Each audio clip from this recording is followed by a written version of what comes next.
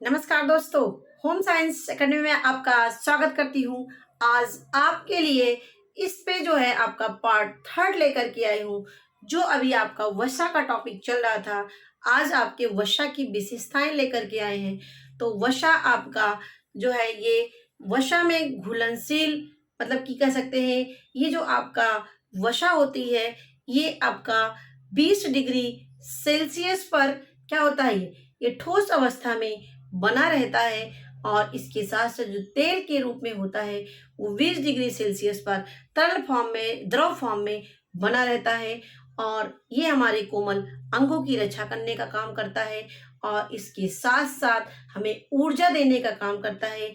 1 ग्राम से 9 kilo calorie ऊर्जा की प्राप्ति होती है।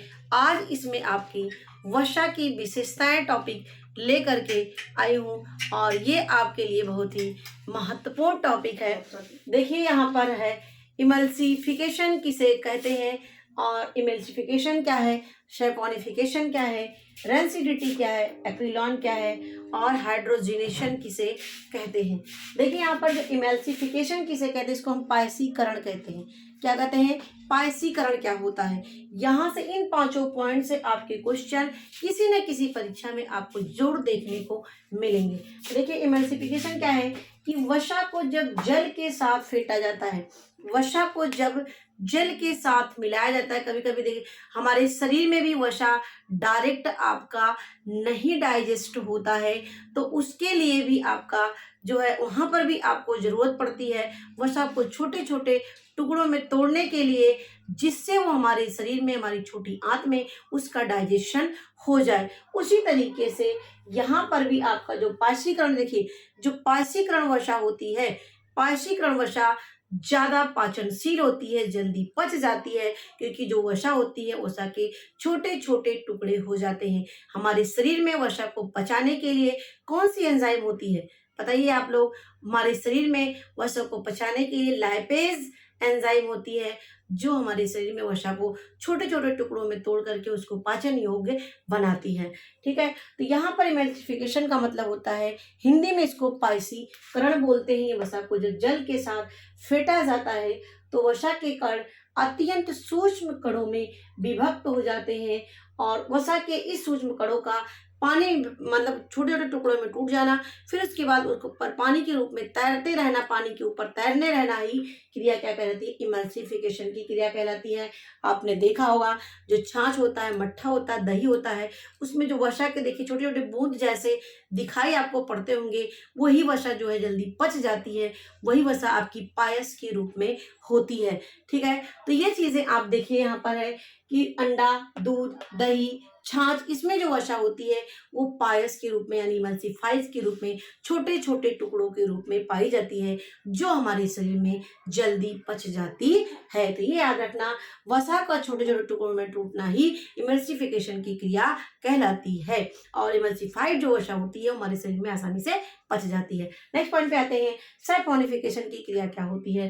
देखिए वसा को जब क्षारीय पदार्थ यानी जो हमारी वसा होती है उसको क्षारीय पदार्थों के साथ प्रतिक्रिया कराई जाती है, वो हमारी सैपोनिफिकेशन की क्रिया कहलाती है। देखिए हमारा जो शरीर में जो पाचन की क्रिया होती है, पाचन की क्रिया में सैपोनिफिकेशन नहीं होता है। यदि सैपोनिफिकेशन है यानी ये हमारा जो वसा है, वसा का अवशोषण ठीक तरीके से नहीं हो पा रहा है, तब यही जो वसा होती है वो क्षार के साथ क्रिया करके उसमें कैल्शियम कार्बोनेट मिल करके उसको क्या करते हैं, सैपोनिफिकेशन की उसमें क्रिया उत्पन्न हो जाती है, जिससे झाग जैसा मल हो जाता है। वो झाग जैसा मल हो जाना ही एक बीमारी होती है, जिसको हम स्प्रू कहते हैं। क्या कहते हैं? जिसे हम स्प्रू कहते हैं। यहाँ पे मैंने लिखा है, देखिए यहाँ पर इसको हम स्प्रू बीमारी कहते हैं। यानी हमारे पाचन में सैपोनिफिकेशन की क्रिया नहीं होती है। यदि हमारा वसा का पाचन हमारे शरीर में नहीं होता है, तब उस कंडीशन में ये जो क्षार के साथ मिल करके कैल्शियम कार्बोनेट हमारी छोटी आंत में मिल करके ये क्षार उत्पन्न होते हैं, यानी झाग जैसे उत्पन्न कर देते हैं, जो एक बीमारी के रूप में होता है, जिसे हम स्प्रू कहते हैं। जो मल के साथ ये बाहर निकल जाते हुए जो झाग जैसा मल निकलता है वो सैपोनिफिकेशन के कारण से होता है। इसी बीमारी को हम स्प्रू बीमारी कहते हैं। तीसरा हमारा आता है रैंसिडिटी क्या होती है। देखिए रैंसिडिटी क्या होती है कि वसा सॉरी, हाँ, वसा के वायु के साथ ऑक्सीजन, जब हम वसा को क्या करते हैं, खुले में रख देते हैं, खुले स्थान पे छोड़ देते हैं, खुले स्थान पे उसको हम रख देते हैं, तो वसा का वायु के साथ ऑक्सीजन, यानी वसा जो है वायु के साथ मिलने से उसमें ऑक्सीजन की से क्रिया हो जाती है, यानी ऑक्सीजन उसमें मिल जाते हैं जब खुले स्थान पे हम तेल को रखते हैं। तो ठीक है, तो वहां पे ऑक्सीडेशन की क्रिया ही क्या कहलाती है, यानी वायुमंडल से वसा में ऑक्सीजन का मिलना ही ऑक्सीडेशन की क्रिया हो जाती है। इसी क्रिया को हम क्या बोलते हैं, रेंसिडिटी कहते हैं। और जब ये खुले स्थान पर रहते हैं उसमें ऑक्सीजन उत्पन्न हो जाता है, जिसके कारण से उसमें कीटोन्स बन जाते हैं और एल्डिहाइड बन जाते हैं। क्या बन जाते हैं, उसमें कीटोन्स बन जाते हैं, एल्डिहाइड बन जाते हैं, जो वो हमारा वसा होता है खाने योग्य नहीं रह जाता है, बहुत ही ज़्यादा दूषित हो जाते हैं, नुकसानदेह हो जाते हैं, जिससे उसी एसिडिटी क्रिया के कारण से उसके स्वाद में, गंध में, रंग में परिवर्तन हो जाता है। जब उसको खुले स्थान पे रख दे देते हैं तेल को, तब उसमें रेंसिडिटी क्रिया, यानी उसमें ऑक्सीजन मिल जाते हैं और उसी की वजह से रेंसिडिटी क्रिया होती है। अब नेक्स्ट पॉइंट हमारा होता है एक्रिलियान क्या होती है।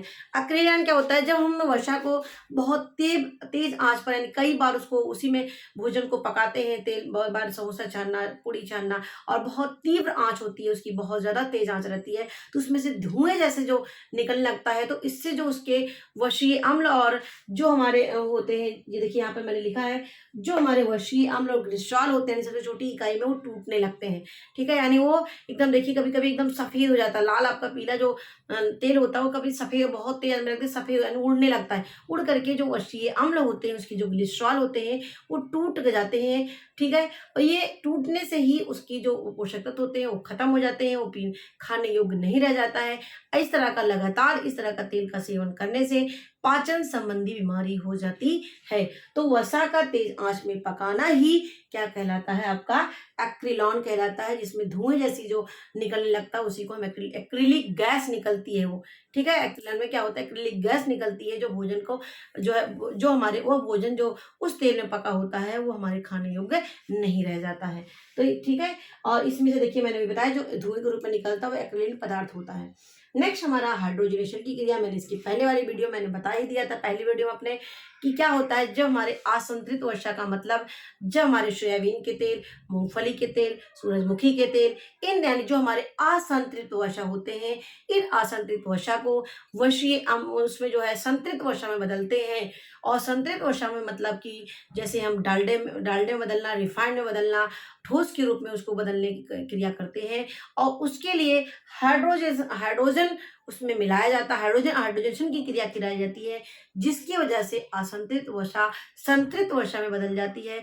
इसी क्रिया को हम क्या बोलते हैं, हाइड्रोजिनेशन कहते हैं। इसी क्रिया को हम हाइड्रोजिनेशन कहते हैं। जैसे आपका मूंगफली के तेल को वनस्पति में बदलना, सोयाबीन के तेल को आपको रिफाइंड बदल देने का कार्य जो किया जाता है, ये सारी चीजें हमारी हाइड्रोजिनेशन के कारण से होती हैं। ऐसे हम फैट को हम ट्रांस फैट के नाम से भी जानते हैं, ऐसे फैट को हम ट्रांस फैट के नाम से भी जानते हैं, और जो हमारे लिए बहुत ही ज़्यादा घातक होती हैं। ये हमारे उच्च रक्तचाप और हाई ब्लड प्रेशर जिसको हम बोलते हैं, या जो है आपकी हार्ट अटैक की संभावना इस तरह के सेवन करने से उत्पन्न होने लगती है। तो आशा करती हूँ ये वीडियो आपको अच्छे समझ में आया होगा। तो इसके पहले वाली वीडियो मैं इसको कोशिश कर रही थी अटैच करने की, लेकिन नहीं हो पाया, इसलिए मैंने इसका थर्ड वीडियो बनाया। तो मेरे वीडियो देखने के लिए आपको धन्यवाद। यदि हमारी पहली वीडियो देख रहे हैं तो इस चैनल को अवश्य ही सब्सक्राइब कर लीजिए। यहाँ पे फ्री आपकास्ट आपकी तैयारी कराई जाती है और हर तरीके से यहाँ पे हेल्प किया जाता है। तो इस चैनल को अवश्य सब्सक्राइब करके रख लीजिए। तो एक बार आप इसको लोगों तक शेयर कर दीजिए, जिससे और भी बच्चे यहाँ पे जुड़ सकें, इसका लाभ ले सकें और ये घर बैठे अपनी तैयारी कर सकें। तो मेरी वीडियो देखने के लिए एक बार फिर से आपको धन्यवाद।